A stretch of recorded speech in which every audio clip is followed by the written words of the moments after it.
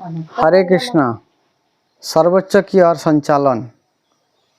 उदार सर्व एवते ज्ञानी तभी आत्मा में मतम अस्थित सही युक्तात्मा माम एवं उत्तमम गतिम। ये सभी भक्त निस्संदेह उदार आत्मा है, लेकिन जो मेरे ज्ञान में स्थित है, मैं वास्तव में मुझ में निवास करता है। वास्तव में मुझ में निवास करता हूँ। मेरी दिव्य सेवा में संलग्न होकर वह मुझे प्राप्त कर लेता है। 7वां अध्याय के 18वां श्लोक में भगवान कहते हैं, यहाँ कृष्ण कह रहे हैं कि जो भी मनुष्य उनके पास आते हैं, चाहे परेशान हो, चाहे धन की आवश्यकता हो, व धन चाहने वाले हो या जिज्ञासु हो आदि, उनका स्वागत है। भगवान स्वागत कर रहे हैं सभी का। लेकिन उनमें से जो व्यक्ति ज्ञान में है वह उन्हें बहुत प्रिय है। दूसरों का स्वागत किया जाता है क्योंकि वह समझ जाता है कि समय के साथ यदि वह ईश्वर के मार्ग पर चलते रहेंगे तो एक ज्ञानी व्यक्ति के समान अच्छे बन जाएंगे। ज्ञानवान जगत पूज्यते। हालांकि आमतौर पर ऐसा होता है कि जब कोई लाभ के लिए चर्च जाता है और पैसा नहीं मिलता है तो निष्कर्ष निकालता है कि भगवान के पास जाना बकवास है और वह चर्च के साथ सभी संबंध छोड़ देता है। ऐसे बहुत सारे लोग हमें मिलते हैं जो भगवान का भजन करके हमारा बुरा हुआ जी, कभी अच्छा नहीं हुआ। कई लोग शिकायत करते हैं। यह गुप्त उद्देश्य के साथ ईश्वर के पास आने का खतरा है। उदाहरण के लिए द्वितीय विश्व युद्ध के दौरान वह बतलाया गया कि जर्मन सैनिकों की कई पत्नियां अपने पतियों की सुरक्षित वापसी के लिए प्रार्थना करने के लिए चर्च गई, लेकिन जब उन्हें पता चला कि ये युद्ध में मारे गए हैं तो ये नास्तिक हो गई। मतलब जब इच्छा नहीं पूरा होता है फिर भगवान से विरोधी हो जाते हैं। इस प्रकार हम चाहते हैं कि ईश्वर हमारा ऑर्डर अर्थात आपूर्तिकर्ता बन जाए, अर्थात मैं कृष्ण को जो बोलूँ वही कर दे। इसको ऑर्डर देना कहते हैं।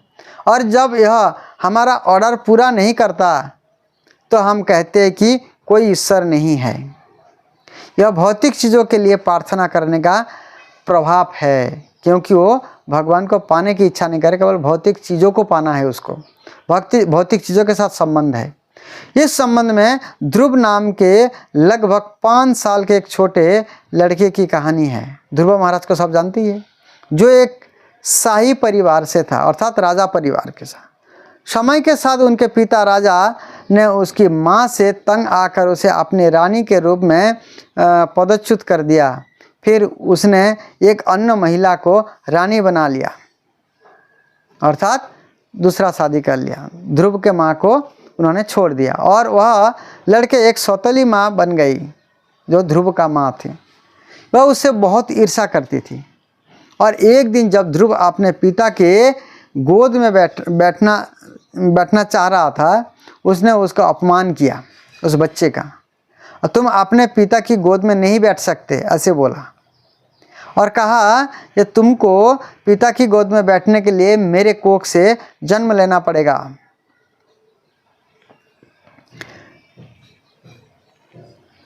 और ध्रुव को जो है अपने पिता की गोद से उतार दिया उनकी माँ ने, जो सौतेली माँ थी। तो ध्रुव जो है बहुत क्रोधित हो गया। और क्षत्रिय का पुत्र था और क्षत्रिय अपने गुस्से के लिए कुख्यात है, क्योंकि गुस्सा क्षत्रिय को करना चाहिए।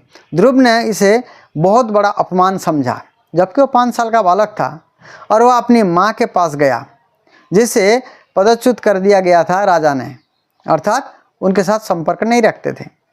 प्रिय माँ, उसने कहा, मेरी सौतेली माँ ने मुझे मेरे पिता की गोद से खींचकर मेरा अपमान किया है। मुझे पिता से भी बड़ा राज्य चाहिए। तब माँ ने उत्तर दिया, मैं क्या कर सकती हूँ, मैं असहाय हूँ और तुम्हारी पिता को अब मेरी परवाह नहीं है। अपने माँ ने अपने बच्चों को इस प्रकार से बोला जी मैं क्या कर सकती हूँ, तो बेटे तुम्हें अपने पिता से गोद में बैठने नहीं दे रहा, मैं क्या कर सकता हूँ। अच्छा मैं बदला कैसे ले सकता हूँ, लड़का ने पूछा, अर्थात ध्रुव महाराज ने। मेरे प्यारे लड़के, उसके माँ ने बोले, तुम असहाय हो, अगर ईश्वर आपकी मदद करेगा तो ही आप बदला ले सकते हो। अर्थात उनको पिताजी से भी बड़ा राज्य चाहिए और बड़ा बनना चाह रहे थे वो भगवान। तब ध्रुव महाराज ने बोले, माँ भगवान कहाँ मिलेंगे, उत्साह से ध्रुव ने पूछा। तो उनको माँ कुछ नहीं जानते थे उतना ज़्यादा, लेकिन उन्होंने कह दिया, माँ ने उत्तर दिया, मैं समझती हूँ कि बहुत से ऋषि मुनि भगवान के दर्शन के लिए जंगल जंगल में जाते हैं। ये यहाँ भगवान को पाने के लिए बड़ी ही तपस्या और तप करते रहते हैं और जंगल में गुजारते रहते हैं, जंगल में ही रहते हैं, जंगल में ही निवास करते हैं। ध्रुव तुरंत जंगल में जाने का निश्चय किया और जंगल की ओर निकल गया, जहाँ पर बाघ, हाथी और बहुत सारे जंगल में हिंस्र जीव जंतु रहते हैं। तो वहाँ पर अकेला छोटा सा बालक रात को ही निकल गए। इस तरह सभी जानवरों से भी पूछताछ कर रहा था, क्योंकि जानवर भी मिले थे, उनसे भी पूछताछ की। वो देखते हुए कि ध्रुव बहुत अधिक जिज्ञासु था, श्री कृष्ण ने नारद मुनि को स्थिति देखने के लिए भेजा, क्योंकि भगवान ने स्वयं भेजा नारद जी को, ये तुम ध्रुव के पास जाओ, जो छोटा बालक है अभी जंगल में भटक रहा है, इधर उधर घूम रहा है। नारद ने कहा ध्रुव के पास आकर के, तुम अच्छे परिवार से हो, तुम राजा का पुत्र हो, तुम यह सब तपस्या सहन नहीं कर सकते, तुम कष्ट नहीं उठा पाओगे, तुम भगवान को कैसे पाओगे। नारद मुनि ने उनको बताया, कृपया अपने घर लौट जाओ, तुम्हारे माता पिता तुम्हारे लिए बहुत चिंतित है। नारद मुनि ने ध्रुव महाराज को इस प्रकार से समझाने का प्रयास किया, लेकिन ध्रुव ने कहा, कृपया मुझे इस तरह से भटकने की कोशिश ना करें, अर्थात मेरे को अपने काम करने दीजिए। यदि आप ईश्वर के बारे में कुछ जानते हैं या यदि आप जानते हैं तो कि मैं ईश्वर कैसे देख सकता हूँ और कैसे पा सकता हूँ, तो कृपया मुझे बताइए।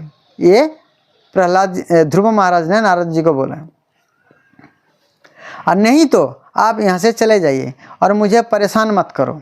ध्रुव महाराज छोटा सा बालक थे, इतना समझता ही नहीं उनको। जब नारद ने देखा कि ध्रुव इतना दृढ़ है तो उन्होंने उसे एक शिष्य के रूप में दीक्षा दिया। नारद जी ने उनको दीक्षा ग्रहण कराया और उसे मंत्र दिया, ओम नमो भगवते वासुदेवा, ये मंत्र दिया और उन्होंने इस मंत्र का जप किया, जबकि सत्ययुग का मंत्र है, कलियुग का मंत्र तो हरे कृष्ण महामंत्र है। तब ध्रुव महाराज ने श्रद्धा और आदर पूर्वक उस मंत्र का जप किया। फिर कुछ समय के बाद भगवान स्वयं प्रकट हुए और ध्रुव को जो है अपना मन चाहा वर दिया, एक ध्रुव लोक प्रदान किया। बहुत कड़ी तपस्या की, जो आजकल संभव भी नहीं है इस प्रकार से तपस्या करना, लेकिन भगवान सब कुछ दे सकते हैं। तब प्रहलाद ने बोले, हे मेरे प्रिय प्रभु, मैं केवल अपने पिता के राज्य और भूमि के लिए इतनी कठोर तपस्या कर रहा था, लेकिन मैंने आपको देखा है। जैसे ही भगवान को देखा ध्रुव महाराज ने, उनके सारे बुद्धि बदल गए।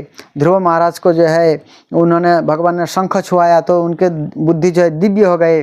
तब ध्रुव महाराज ने बहुत से प्रार्थनाएं किए और बोले, मैं तो कांच के टुकड़ा के लिए आया था, लेकिन आप तो स्वयं साक्षात हीरा मिल गए, इसलिए कृपया मुझे कुछ भी नहीं चाहिए, ये कूड़ा कचरा लेके मैं क्या करूँगा। लेकिन इसके बदले में भगवान ने जो है उनको बहुत सारे कुछ दिया। एक ध्रुव लोक दिया जो कभी प्रलय के समय नष्ट नहीं होते, क्योंकि कोई ये ना सोचे जो भगवान अपने भक्तों को भुला देते, कुछ देते नहीं। कुछ भी चीज़ चाहिए भगवान से आप ले सकते हैं। इस प्रकार भले ही कोई गरीबी से त्रस्त हो जाए, संकट में हो जाए, यदि वह ध्रुव के समान दृढ़ संकल्प के साथ भगवान के पास जाता है, भगवान को देखने और उनका आशीर्वाद लेने का इरादा रखता है, और यदि वह भगवान को देखने के लिए संजोग से होता है तो उसे आप किसी भी भौतिक वस्तु की इच्छा नहीं होगी, क्योंकि कृष्ण जैसे ही मिलते हैं सभी भौतिक इच्छाएं खत्म हो जाती हैं। भौतिक संपत्ति की मूर्खता समझ में आ जाती है और वह वास्तविक चीज़ के लिए भ्रम को एक तरह रख देता है। जब कोई ध्रुव महाराज की तरह कृष्ण भावना में स्थित हो जाता है तो पूरी तरह से संतुष्ट हो जाता है, क्योंकि कृष्ण भावना में लग जाने से सारे कामनाएं पूरी हो जाती है और उसे कुछ भी नहीं चाहिए होता है। जैसे ध्रुव महाराज के साथ हुआ। ध्रुव महाराज गए थे राज्य लड़ने के लिए, लेकिन जैसे ही भगवान सामने आए सब कुछ बोलते कुछ नहीं चाहिए। ज्ञानी बुद्धिमान व्यक्ति जानता है कि भौतिक चीज़ें टिमटिमा रहा है अर्थात क्षणिक है। या वह भी जानता है कि तीन पहलू है जो सभी भौतिक लाभ को जटिल बनाते हैं। एक अपने काम से लाभ चाहता है, एक अपने धन के कारण दूसरों से प्रशंसा चाहता है और एक अपने धन के कारण प्रसिद्धि चाहता है। किसी भी स्थिति में वह जानता है कि ये सब केवल शरीर पर लागू होता है, आत्मा पर कोई इसका फर्क नहीं पड़ता है। और जब शरीर समाप्त हो जाता है ये सब चल जाते हैं और सभी समाप्त हो जाते हैं शरीर के साथ साथ। जब शरीर मर जाता है तो कोई अमीर आदमी नहीं बल्कि एक आत्मा बन जाता है, अर्थात ये आत्मा है और अपने काम के अनुसार उसे दूसरे शरीर में प्रवेश करना पड़ता है, दूसरे शरीर में धारण करना पड़ेगा, दूसरे फिर कर्मों का फल भोगना पड़ेगा, चाहे पाप किया चाहे पुण्य किया सब भोगना पड़ेगा। गीता कहती है कि बुद्धिमान व्यक्ति इससे भ्रमित नहीं होता, क्योंकि वह जानता है कि ये क्या कर रहा है, ये क्या है। फिर उसे भौतिक संपदा प्राप्त करने की चिंता क्यों करनी चाहिए, क्योंकि आत्मा के साथ तो केवल परमात्मा का संबंध है। इस संसार की जो चीज़ है केवल जीने के लिए ज़रूरत है। उनका दृष्टिकोण है मेरा परम भगवान श्री कृष्ण के साथ शाश्वत संबंध है। आप मुझे उस रिश्ते को मजबूत से स्थापित करने दो ताकि कृष्ण मुझे अपना राज्य में वापस ले जाए। अर्थात कृष्ण भावना भावित होना चाहते जो बुद्धिमान आत्मा है, बुद्धिमान जीव है। ब्रह्मांडीय स्थिति हमें कृष्ण के साथ इस रिश्ते को फिर से स्थापित करने और भगवान के पास लौटने की पूरी सुविधा दे रहे हैं, क्योंकि ये भौतिक जगत है, कृष्ण का जो धाम है वो नित्य शाश्वत है, जहाँ पे कष्ट तकलीफें है ही नहीं। जीवन में वही हमारा मिशन होना चाहिए जी, हमें भगवत धाम जाना है, अपना घर जाना है। हमें जो कुछ भी चाहिए वह ईश्वर द्वारा प्रदान किया गया है। भूमि, अनाज, फल, दूध, आश्रय और कपड़े, हमें केवल शांति से रहना है और कृष्ण चेतना में विकसित करनी है अपने आप में, क्योंकि ये सब तो भगवान अनायास में दे रहे हैं।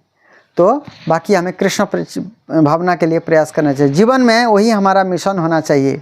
इसलिए हमें ईश्वर ने भोजन, आश्रय, रक्षा और इंद्र तृप्ति के रूप में जो कुछ भी दिया है उससे संतुष्ट रहना चाहिए और अधिक की कामना नहीं रखनी चाहिए, अर्थात चाहत को कम करनी चाहिए। चाहत को कृष्ण के पाने की चाहत बढ़ानी चाहिए। सर्वोत्तम प्रकार की सभ्यता वही है जो सदा जीवन और उच्च विचार के सिद्धांतों को अपनाते हैं। अर्थात जीवन बिल्कुल सादा होना चाहिए, विचार उच्च रखना चाहिए। किसी कारखाने में भोजन या इंद्र तृप्ति का निर्माण संभव नहीं है, या और जो कुछ भी हमें चाहिए वो ईश्वर द्वारा प्रदान किया जाता है, क्योंकि फैक्ट्री में तो नाट बोल्ट पैदा कर सकते हैं। हमारा काम इन चीज़ों का लाभ उठाना और ईश्वर के प्रति जागरूक बनना है, क्योंकि कृष्ण के शरण के बिना हम कुछ कर नहीं सकते। कृष्ण के शरण के बिना हम सुखी हो नहीं सकते हैं। संसार की चीज़ों से तो हमें केवल पीड़ा ही पहुँचती है। हालांकि भगवान ने हमें इस धरती पर शांति से रहने, कृष्ण चेतना विकसित करने और अंततः उनके पास आने की सभी सुविधाएं दी है। इस युग में हम दुर्भाग्यशाली है, हम अल्प आयु है, क्योंकि कली युग में केवल दोष ही दोष है।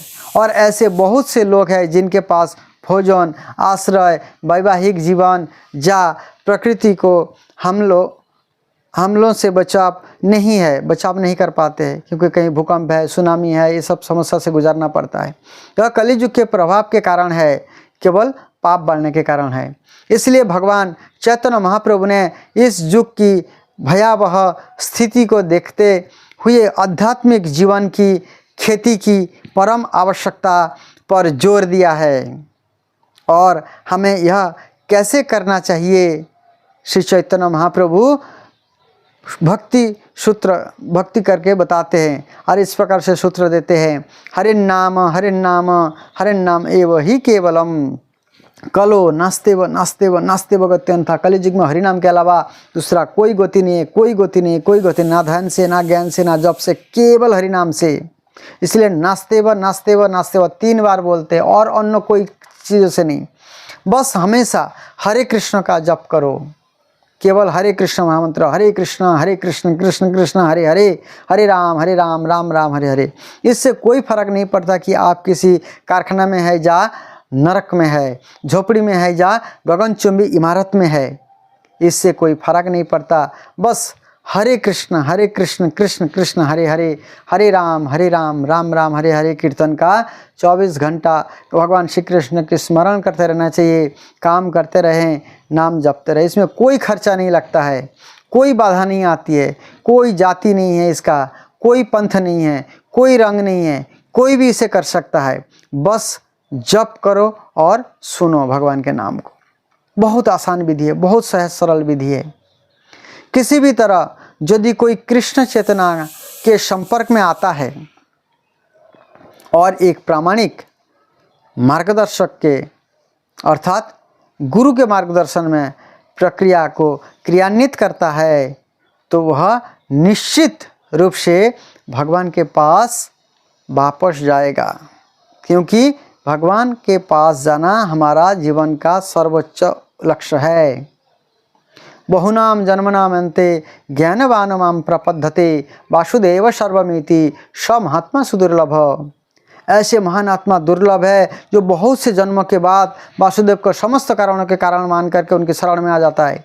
कई जन्मों और कई मृत्यु के बाद जो वास्तव में ज्ञान में है, वह मुझे सभी कारण और सभी का कारण जानकर मेरे प्रति समर्पित करता है। भगवान कह रहे हैं ऐसे महान आत्मा बहुत दुर्लभ होते हैं, इसलिए हमें महान आत्मा बनना पड़ेगा, दुर्लभ आत्मा बनना पड़ेगा, क्योंकि कृष्ण के शरण में आते ही वो महान आत्मा हो जाता है। ईश्वर के विज्ञान में दार्शनिक अनुसंधान को कई जन्मों तक चलाना पड़ता है। ईश्वर प्राप्ति बहुत आसान है, लेकिन साथ ही यह बहुत कठिन भी है।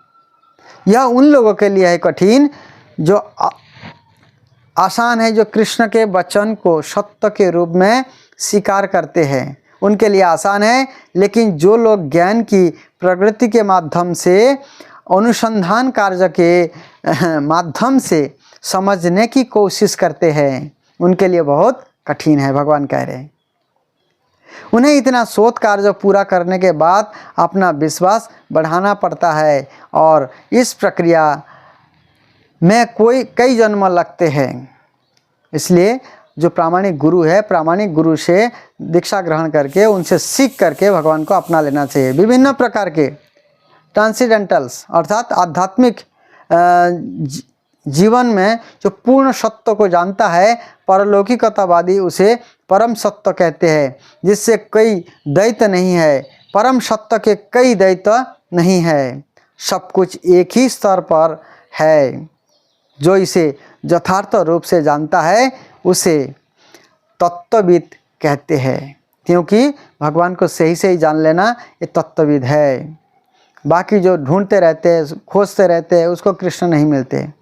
कृष्ण घोषणा करते हैं कि पूर्ण सत्य को 3 पहलुओं में जाना जाता है, ब्रह्मण, परमात्मा और भगवान। निर्विशेष ब्रह्मण, तेज, स्थानीय परमात्मा और भगवान का सर्वोच्च व्यक्तित्व। इस प्रकार 3 कोण है जिनसे कोई परम सत्य की कल्पना कर सकता है। कोई व्यक्ति किसी पर्वत को बहुत देर से देख सकता है और इस प्रकार उसे दृष्टि के एक कोण से देख सकता है। जैसे जैसे वह करीब आता है, उसे पहाड़ के पेड़ और पत्ते दिखाई दे सकते हैं, और यदि वह पहाड़ पर चढ़ना शुरू करता है तो उसे पेड़ों पौधे और जानवरों से बहुत विविधता मिलेगी। उद्देश्य एक ही है, परंतु दृष्टि के भिन्न भिन्न कोणों के कारण संतों की परम सत्य की अवधारणाएं भिन्न भिन्न होती हैं। एक और उदाहरण, वहाँ धूप है, सूर्य डिस्क है और सूर्य देवता है। जो व्यक्ति सूर्य के प्रकाश में है वह दावा नहीं कर सकता कि वह स्वयं सूर्य पर है, और जो सूर्य में स्थित है दृष्टि की दृष्टि से वह बेहतर स्थित है। सूर्य की तुलना सर्वव्यापी ब्रह्म ज्योति दीप्ति से की जा सकती है। स्थानीय सूर्य डिस्क की तुलना परमात्मा के स्थानीय पहलू से की जा सकती है, और सूर्य के भीतर रहने वाले सूर्य देवता की तुलना भगवान के व्यक्तित्व से की जा सकती है। अर्थात सूर्य का प्रकाश, सूर्य की ताप और सूर्यलोक। जैसे इस पृथ्वी ग्रह पर विविध प्रकार के जीव है, हम वैदिक साहित्य से समझ सकते हैं कि सूर्य में भी विविध प्रकार के जीव है, लेकिन उनके शरीर अग्नि से बने हैं। जैसे मछली है पानी में रहने वाला, उसका पानी जैसा शरीर, मछली के पानी के बिना जी नहीं सकते। जैसे जैसे हमारे शरीर पृथ्वी से बने हैं, भौतिक प्रकृति में 5 स्थूल तत्व है, पृथ्वी, जल, वायु, अग्नि और आकाश। अलग अलग ग्रहों में इन 5 तत्वों में से किसी एक के प्रबल होने के कारण अलग अलग वातावरण होते हैं। इसलिए हम अन्य ग्रह में जाके इस शरीर में रह नहीं सकते, उस ग्रह में जाकर के दूसरा शरीर लेना पड़ेगा। और किसी विशेष ग्रह में जो भी तत्व प्रबल हो सकता है उससे बने जीवों के लिए अलग अलग शरीर होते हैं। हमें यह नहीं सोचना चाहिए कि सभी ग्रहों पर जीवन की गुणवत्ता समान है, क्योंकि अग्नि जैसे सूर्य में रहने वाले अग्निमय शरीर होते हैं, हम नहीं रह सकते। फिर भी इस अर्थ में एक रूपता के 5 तत्व किसी न किसी रूप में मौजूद है। इस प्रकार कुछ ग्रहों पर पृथ्वी प्रमुख है, किसी में अग्नि प्रमुख है, किसी में जल प्रमुख है, किसी में वायु और आकाश प्रमुख है। इसलिए हमें यह नहीं सोचना चाहिए कि सिर्फ इसलिए कि कोई ग्रह मुख्य रूप से पृथ्वी से बना नहीं है, क्योंकि वायुमंडल हमारे जैसा नहीं है, कि इन ग्रहों पर कोई जीवन नहीं है। हर ग्रह में जीवन है, हर ग्रह में जीव रहते हैं, लेकिन उनके शरीर अलग अलग हैं। वैदिक साहित्य हमें जानकारी देते हैं कि अनगिनत ग्रहों विभिन्न प्रकार के शरीर वाले जीवों से भरे हुए हैं। जैसे कुछ भौतिक समायोजन करके हम विभिन्न भौतिक ग्रहों में प्रवेश करने के योग्य हो सकते हैं। उसके लिए तपस्या करनी पड़ेगी, इस शरीर में नहीं जा सकते आप, उसके लिए तपस्या करनी पड़ेगी। योग्यता के आधार पर हम आध्यात्मिक ग्रहों में प्रवेश कर सकते हैं, क्योंकि योग्यता अर्जन करनी पड़ेगी भजन करके। जहाँ सर्वोच्च भगवान निवास करते हैं वहाँ वैकुंठ लोक कहते हैं। वैकुंठ में जाने के लिए भी हमें क्या करनी पड़ेगी, ना हमें ऐसे भजन करनी पड़ेगी, ऐसे शरीर धारण करना पड़ेगा, तभी हम वैकुंठ लोक जा सकते, जहाँ अन्य ग्रह में जा सकते। इसलिए प्रभुपाद जी की एक बुक है अन्य ग्रह की सुगम यात्रा। आप कैसे सुगमता के साथ, आसानी के साथ आप अन्य ग्रह में जा सकते हैं। ये जो आज बोलते हैं हम चंद्रमा में चले गए, लेकिन वास्तव में मन की तसल्ली है। कई सारे तस्वीर भी आए हुए थे, दिखाए थे, लोगों ने चंद्रमा में आ गए, बहुत सारे मजाक उड़ाए। लेकिन ये सरकार की अपनी बात है, तरक्की कर रहे हैं, ये सब बातें चलती रहती हैं। लेकिन शास्त्र यही कहता है कि कोई भी अन्य ग्रह में जा नहीं सकते इस शरीर में। हम इस शरीर में इसी ग्रह में जल में नहीं रह सकते। मछली को ऐसे शरीर दिया गया है, जल में रहने के लिए शरीर दिया गया है। मछली ज़्यादातर ऊपर नहीं रह सकते, सूखा में नहीं रह सकते, थोड़ी देर में मर जाएंगे तड़प तड़प करके। हम जल में ज़्यादा समय नहीं रह सकते, हमारा शरीर जलमय नहीं है। इसी प्रकार सूर्य में रहने के लिए अग्निमय शरीर चाहिए, चंद्रमा में रहने के लिए शीतल शरीर चाहिए, वो अलग शरीर होते हैं। इसलिए अलग अलग शरीर दिया जाता है। तो किसी को अन्य ग्रह में जाना है तो उनको भगवान की भजन करनी पड़ेगी, ऐसे शरीर धारण करनी पड़ेगी, ऐसे भजन करके वो जा सकता है। इस शरीर से नहीं जा सकता है। इस शरीर से तो नरक भी नहीं जा सकते व्यक्ति, उसके लिए भी सूक्ष्म शरीर धारण करनी पड़ती है। इस स्थूल शरीर को यहीं छोड़ के जाना पड़ता है। तो आगे और क्या कहा जाए। तो इसलिए ऐसे धोखे में नहीं रहना चाहिए। हमें अन्य ग्रह में जाना है तो भजन करनी पड़ेगी, साधना करनी पड़ेगी, तपस्या करनी पड़ेगी, तभी जा सकते हैं। हरे कृष्ण।